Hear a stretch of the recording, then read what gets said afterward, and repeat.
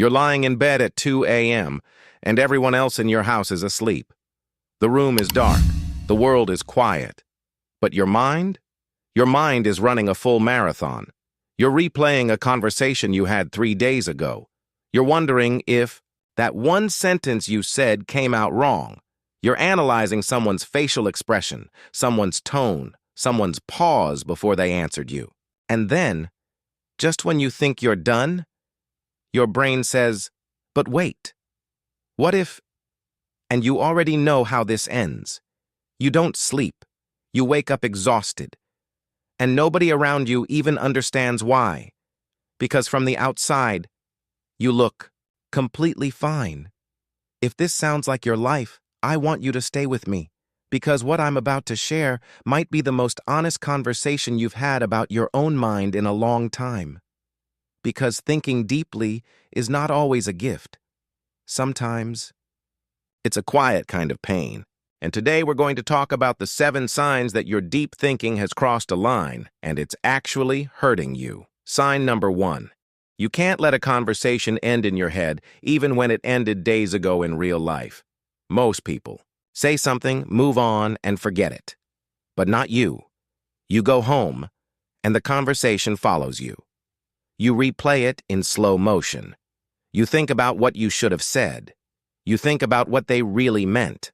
You create alternate versions, backup versions, director's cut versions of a 5-minute interaction that the other person has completely forgotten about. This isn't just overthinking. This is your brain refusing to accept incomplete emotional data. Deep thinkers hate unresolved meaning. And when meaning feels unclear, your mind will keep looping until it finds an answer, even if that answer doesn't exist. Sign number 2. You feel more exhausted by thinking than by doing. People assume that physical work is tiring and mental rest is relaxing. But if you're a deep thinker, sitting still with your own thoughts is one of the most draining things you can do. Your brain doesn't idle. It never puts itself in park. It's always processing, always connecting dots, always asking why behind the why.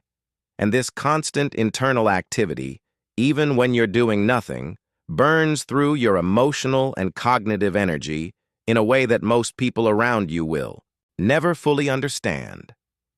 Sign number 3. You struggle to enjoy the present moment because your brain is always somewhere else. You're at dinner with people you love, but you're mentally 3 conversations ahead, calculating how the night might go. You're on vacation, but part of you is already thinking about Monday. You're watching a beautiful sunset, and instead of just feeling it, you're thinking about how to describe the feeling. Deep thinkers live in a constant state of slight displacement. They're never fully here because their mind is always in analysis mode. And presence requires surrender, not analysis. Sign number 4. You take longer to make decisions, not because you're indecisive, but because you see too many angles. Where others see 2 options, you see 12.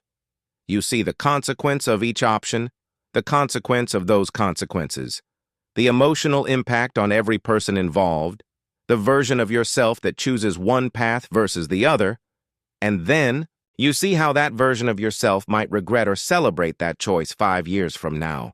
It's not weakness. It's not fear. It's that your brain is running simulations that most people don't even know are possible. But those simulations come at a cost. They freeze you. They make simple choices feel monumental. And over time, that weight becomes exhausting.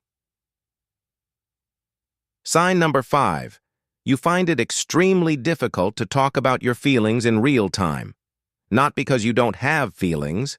You have more feelings than most people. But because you process so deeply that by the time you're ready to speak about something, you've already gone through 50 layers of it in your own mind. And now, explaining it to someone who hasn't gone through those layers feels almost pointless. So you stay quiet. You say, "I'm fine," not because you are, but because the full truth would take 3 hours and a whiteboard. And slowly, people start to think you're okay when you're not, and you start to feel profoundly alone inside your own depth. Sign number 6, you pick up on things other people completely miss, and it creates a pain they don't share. You notice the micro expression that flashed for half a second. You hear the slight change in someone's tone. You feel the shift in a room's energy before anyone else does. And then something happens. You carry information that nobody gave you permission to carry. You feel things on behalf of relationships, situations, and people. And you haven't even been asked to. This emotional hyper-awareness is beautiful. In theory, but in practice, it means you absorb far more of the world's weight than you should. You don't just live in your environment, you feel your environment. And that is exhausting in a way that's almost impossible to articulate. Sign number 7. And this is the one that cuts the deepest. You are your own harshest critic, and no external validation ever fully reaches you. People can compliment you, appreciate you, tell you that you did well. And for a brief moment, it feels good. But then your deep-thinking brain intercepts the message. It says, but did they mean it? Or, you got lucky. Or, that was one time, what about the next time? The compliment dissolves, the self-doubt returns, and you're back to holding yourself to a standard that exists somewhere above any bar that's ever been set for you, a bar you created yourself that moves every time you get close to it. Here's what I want you to understand before this ends. Your depth is not a flaw. It is in many ways one of the most extraordinary things about you. The people who think deeply are the ones who write things that change lives, who build things that last, who love in ways that are rare and real. But depth without direction becomes a prison. And the first step to freedom is exactly what you're doing right now. Recognizing the pattern, calling it by name, and refusing to pretend it isn't there. You don't need to think less. You need to think better. You need rest, not because your mind is weak, but because it works harder than almost anyone around you realizes.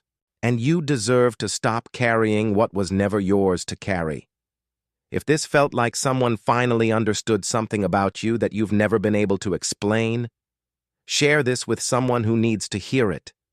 Because somewhere out there, another deep thinker is lying awake tonight thinking they're just broken.